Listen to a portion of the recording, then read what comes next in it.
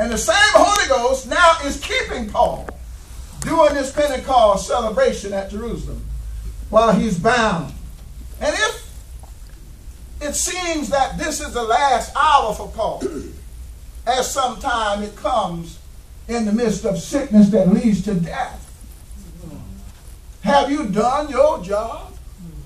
Have you finished your course? Have you completed the work that's been appointed for you to do? I tell you, standing by the bedside of missionary Nell Cook, when they woke her up from being down under with the respirator breathing for her,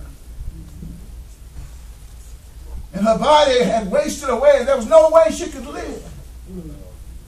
Pastor Cook said, we have to pull the plug. But I can't do it alone. I need you here, Bishop. And I went and stood by him when they shut down the system. And she started breathing on her own. And she started waking up. And he grabbed her and started telling her how much he loved her. Then he said, Bishop is here. And he backed off, and I leaned in and I spoke to her. Told her the church is praying for her. Shortly after that, she stopped breathing. And the monitor went straight line. And she was on her way to glory. And I told Pastor Cook, it has been determined that when people leave, they know who's around them. And we believe that she saw us on her way to the Father. So he had some comfort in that. And we're still comforting him. Well, Paul said he was caught up to the third heaven. He said he heard things up there that when God allowed him to come back, he couldn't even repeat what was said. He said it was so wonderful up there. In fact, Paul said, I'd rather be up there than to be down here. Absent from the body is to be present with the Lord. But he said, God is not ready for me yet.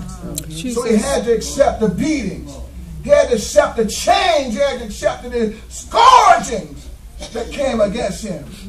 Sometimes God just requires that we just hold on to what we got. Yes.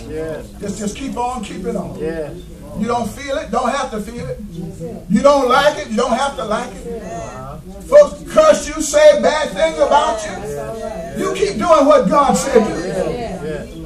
Run out of money? Your life is funny? So what?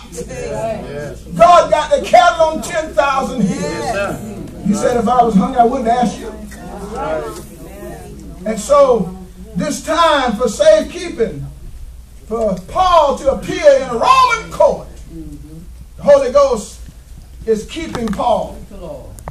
Paul is still preaching. Look at your neighbor, say neighbor. Neighbor. He's still preaching. He's still preaching. Verse 16, he said that Jesus said to him, why are you tarrying here?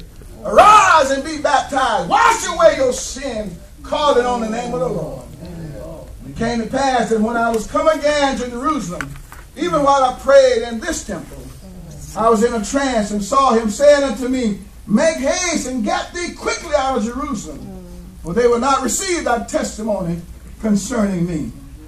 Point number 3 in my final point, Paul in chain bruised and in much pain remembered asking Jesus